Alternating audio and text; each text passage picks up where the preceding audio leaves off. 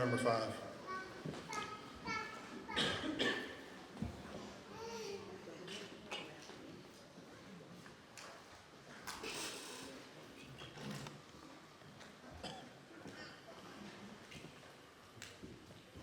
First Peter chapter number 5, verse 8 says, "Be sober, be vigilant, because your adversary the devil, as a roaring lion, walketh about, seeking whom he may devour."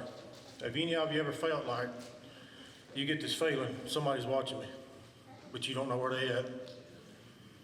Or has anybody ever come up to you and told you, "I saw you the other day and you were doing this"?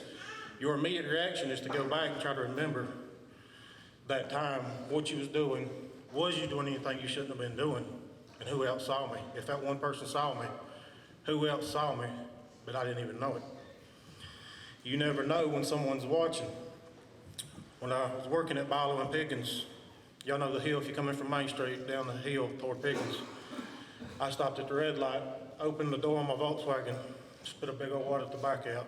At the time, I was doing all I could to lie to Mom and Daddy about it, telling them I wasn't doing it.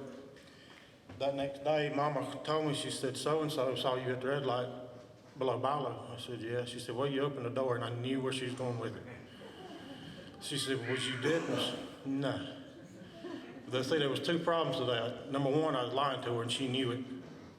And number 2, at the time, there was only one fire engine red, slightly lowered Volkswagen in Pickens. So, I mean, I was like a sitting duck. She already knew. But it got me to thinking about another story. Some of you may have heard it. A stressed out woman was on a busy road, was traveling behind a man.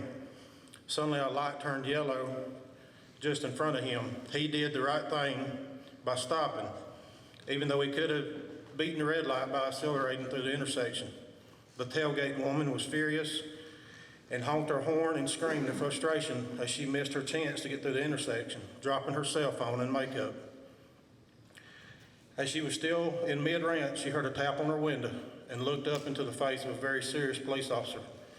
The officer ordered her out of her car with her hands up. He took her to the police station where she was searched, fingerprinted, photographed, and placed in a holding cell. After a couple of hours, a policeman approached the cell and opened the door. She was escorted back to the booking desk where the arresting officer was waiting for her with her personal belongings. He said, "I'm very sorry for the mistake. You see, I pulled you up behind your car while you were blowing your horn, flipping off the guy in front of you and cussing a blue streak at him.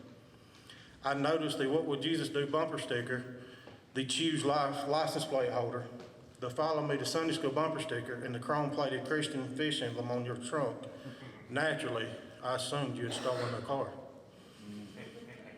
My whole thought is this morning, you never know, the devil will do everything he can to get inside of your head to make you do things. You never know who's watching. All of us that have kids know they're watching everything we do.